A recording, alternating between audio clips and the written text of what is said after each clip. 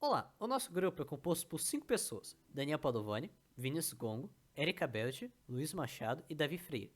O tema deste vídeo é espectroscopia, mas primeiramente vamos introduzir alguns conceitos antes de nos aprofundarmos no tema. O que são ondas eletromagnéticas? Uma onda eletromagnética é formada por campos elétricos e magnéticos oscilantes e perpendiculares entre si. Devido ao ângulo formado entre a perturbação e a direção de propagação, as ondas eletromagnéticas são caracterizadas como transversais. Elas se propagam tanto no vácuo quanto em meios materiais e viajam na mesma velocidade que a luz, transportando exclusivamente energia.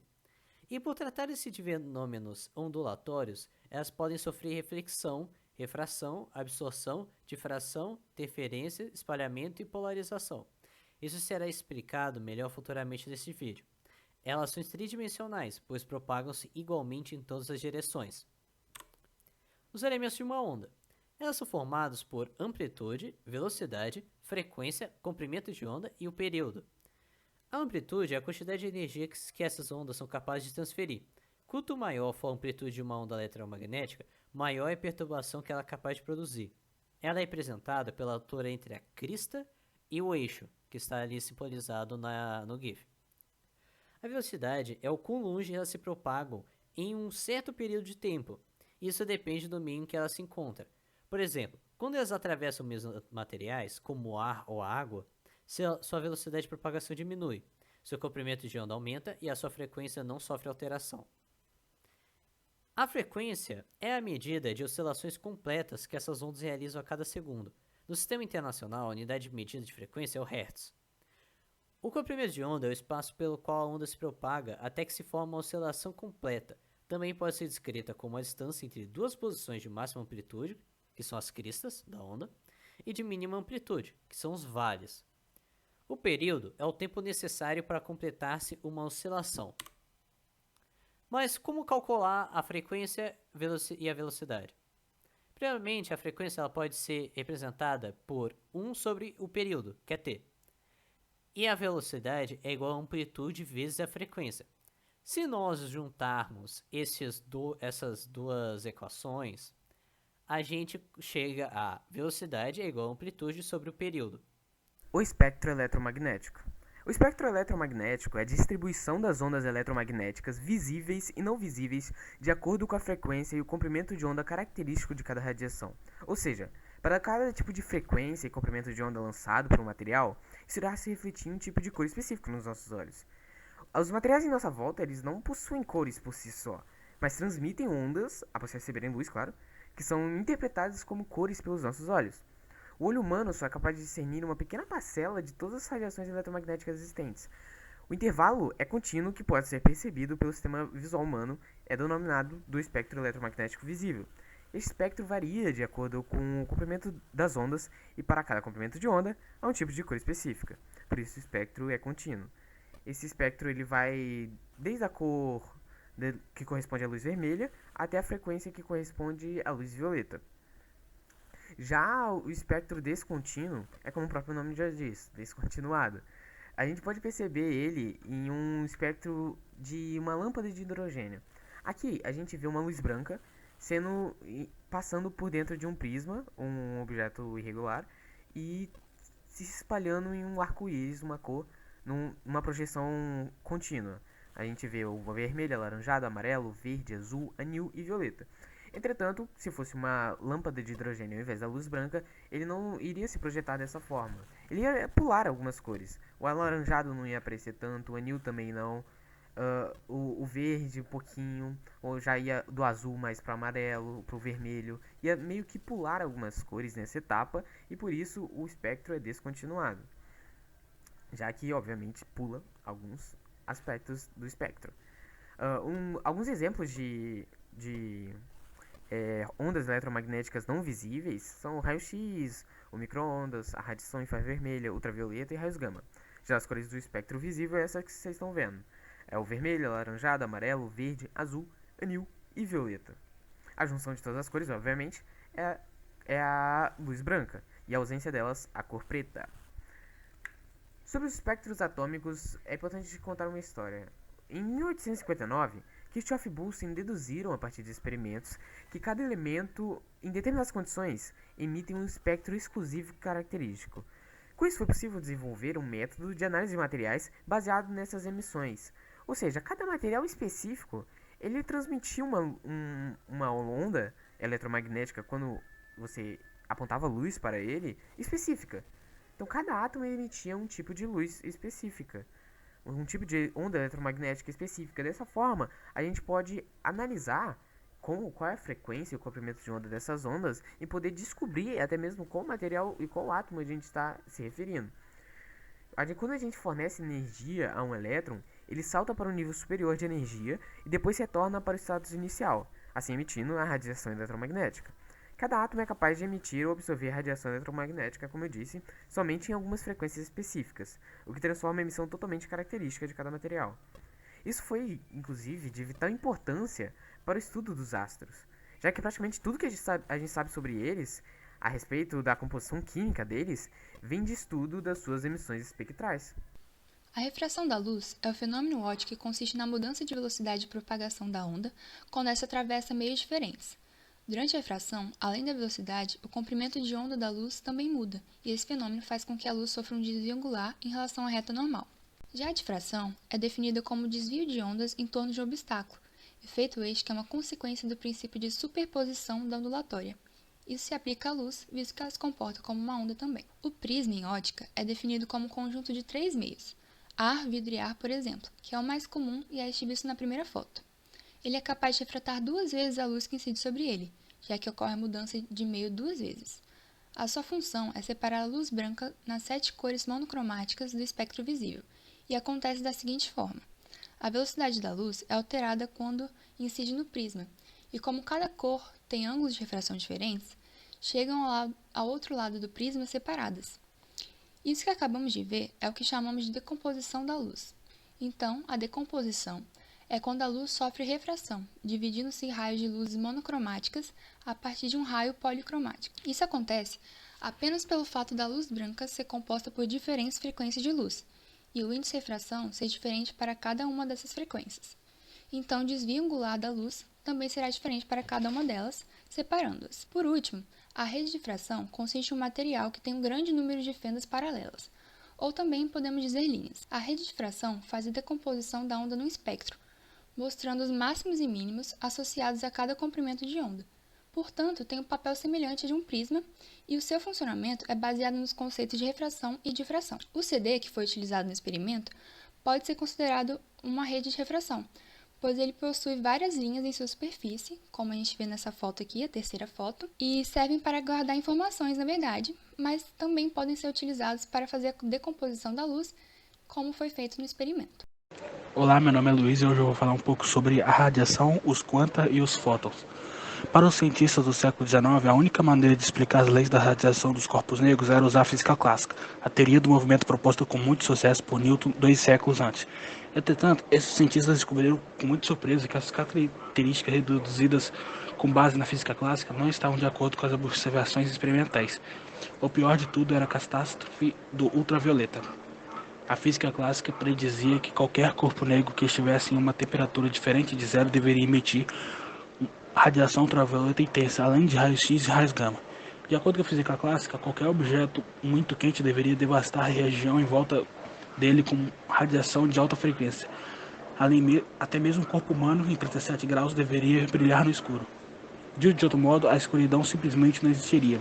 A sugestão que resolveu o problema foi apresentada em 1900 pelo físico alemão Max Planck, esse da esquerda aqui, que propôs que a troca de energia entre a matéria e a radiação ocorre em quanta, isso é, pacotes de energia. Planck concentrou sua atenção nos átomos e elétrons quentes do corpo negro, que oscilavam rapidamente.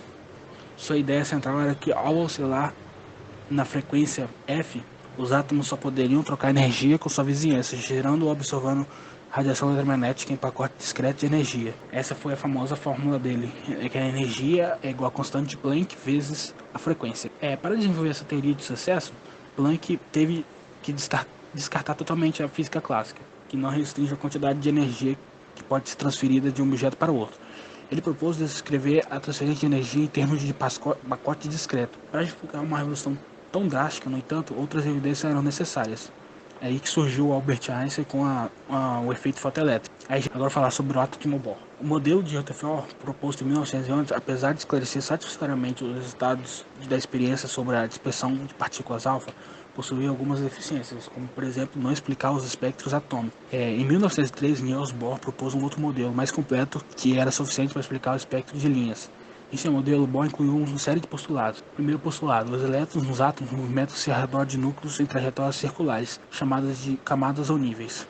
Cada um desses níveis tem um valor determinado de energia. O primeiro nível é o nível de menor energia e vai aumentando a cada nível superior. Não é permitido a um elétron permanecer entre dois desses níveis, ou seja, é o que o Planck falou, que são pacotes discretos de energia. Um elétron pode passar de um nível para o outro de maior energia, desde que absorva energia externa. Quando isso acontece, dizemos que o elétron foi excitado ou que ocorreu uma transição eletrônica. O retorno do elétron ao nível inicial é acompanhado pela liberação de energia na forma de ondas eletromagnéticas, por exemplo, como a luz invisível ou ultravioleta. Isso explica o espectro atômico. Bom, agora eu vou falar um pouco sobre a espectroscopia, fazendo uma breve introdução sobre o assunto. A espectroscopia abrange diferentes técnicas que empregam a radiação com o intuito de obter dados na estrutura e nas propriedades da matéria. Ela é utilizada também para o estudo da luz, quando ela se divide em suas cores constituintes, além de fazer referências a dados físico-químicos, como a absorção. Em suma, a espectroscopia trata da interpretação dos espectros de absorção, emissão ou a dispersão da radiação eletromagnética por átomos ou moléculas. Fala agora sobre os objetivos principais da espectroscopia. O objetivo principal da espectroscopia é identificar a composição da matéria a partir da separação e da identificação de cada pequeno comprimento de onda e sua intensidade, além de buscar compreender como a luz interage com a matéria e, a partir disso, compreender quantitativamente determinada amostra, tendo o seu resultado gráfico sendo representado por uma função de comprimento de onda, ou a frequência, na qual é denominada de espectro ou espectrograma. Esses métodos de pesquisa são classificados utilizando diferentes regiões do espectro eletromagnético, por exemplo, raios gamas, raio-x, ultravioleta, visível, infravermelho e radiofrequência. Vou abordar agora sobre os tipos e as divisões da espectroscopia. O primeiro exemplo que eu posso dar seria o raio-x, em que os raios-x são utilizados para excitar os elétrons dos átomos de uma amostra, que se movem primeiramente para os orbitais exteriores, depois passando pela parte baixa do escudo interno, e a energia neste processo de excitação será emitida como uma radiação, seguida da espectroscopia visível e UV. Na espectroscopia visível, é aproveitado o fato de que átomos podem emitir ou absorver a luz visível. Para esse método, os átomos têm que estar na fase gasosa, para assim poder se obter um espectro. Além disso, ela aborda um pouco da espectrofotometria, que utiliza a luz na faixa do UV próximo e do infravermelho próximo, já que nessas faixas de energia, as moléculas sofrem um fenômeno chamado de transição eletrônica molecular, que é quando um elétron pula de um nível de energia para um mais alto. Agora, de espectroscopia de emissão atômica. A espectroscopia de emissão atômica parte de um princípio de identificar átomos e quantificar eles pela energia eletromagnética que emite em um determinado comprimento de onda. Na emissão atômica, quando ocorre uma transição eletrônica, a espécie excitada volta rapidamente para o seu estado de energia de origem, deixando assim linhas espectrais que aparecem na região do ultravioleta invisível. Também quando colocamos diferentes substâncias em chamas, cada substância vai emitir uma cor e um espectro descontínuo, que são linhas luminosas com colorações diferentes uma da outra, onde tem presentes algumas regiões sem luz. Para cada substância teremos um espectro diferente, que são os espectros de emissão. Agora falarei sobre a espectroscopia de absorção atômica. A espectroscopia de absorção atômica, os átomos que estão em contato com a radiação eletromagnética no V ou visível, eles absorvem energia radiante em comprimento de onda específico, ocorrendo assim uma transição eletrônica. Esses átomos são quantificados pela energia eletromagnética que absorvem em determinado comprimento de onda. Falarei agora sobre a espectroscopia por ressonância magnética. A espectroscopia por ressonância magnética é um método feito para analisar compostos orgânicos, pois ele explora as propriedades magnéticas de determinados núcleos atômicos para determinar as propriedades químicas e físicas do átomo. O RMN é útil para fornecer informações extensivas sobre a estrutura, a dinâmica e o ambiente químico dos átomos. Por último, temos os instrumentos ópticos. Há uma variedade de instrumentos diferentes que são usados para executar uma análise espectroscópica, que sempre vai envolver uma fonte de energia e um dispositivo para medir a mudança na fonte de energia. Depois da interação com a amostra, a luz vai passar por uma entrada cortada através da lente do prisma, e assim vai dispersar a luz. Veremos assim a radiação emergir da saída como uma linha espectral, e a definição é determinada pelo tamanho do prisma, sendo proporcional ao comprimento da base do prisma. Se colocarmos no detector da placa fotográfica na saída, temos assim um instrumento espectrográfico. Tem também alguns outros tipos de detectores eletrônicos, mais robustos, mais atuais, utilizados para captar ondas mais específicas que registram a intensidade da radiação, que é o espectrômetro e o espectrofotômetro. Além disso, o nosso trabalho que a gente está fazendo é um tipo de instrumento óptico. Aqui conseguimos ver as imagens dos 5 aparatos criados pelos 5 integrantes do nosso grupo. Já aqui conseguimos ver uma imagem mostrando o feixe por onde a luz adentra o nosso aparato. Aqui conseguimos captar de 4 fontes de luz diferentes. Lâmpada fluorescente, que seria de vapor de mercúrio, do Sol, essas duas de LED, e essa é de lâmpada incandescente. Olha, nós podemos analisar que o instrumento fabricado nesse trabalho tem uma função similar de um prisma, ou seja, uma rede de difração, que recebe luz de um lado e, através da difração, projeta outros tipos de luzes, isto é, outros tipos de ondas eletromagnéticas. A luz branca do Sol, quando passa pela fenda criada, se transforma dentro do instrumento em luzes de diferentes cores do espectro visível, na forma de linhas. Essas luzes que são projetadas como espectro contínuo, são espectros de emissão da luz original, como podemos ver nessas 4 aqui e aqui. Já a fluorescente, ela emite o espectro discreto com linhas características do vapor de mercúrio, que é o espectro de emissão, onde tem partes escurecidas no espectro, como podemos ver aqui, e aqui representado melhor. Mas agora é explicado melhorzinho. Quando a luz branca atravessa um gás de um determinado átomo, os fótons que têm energia igual a uma determinada transição podem ser absorvidos pelo átomo.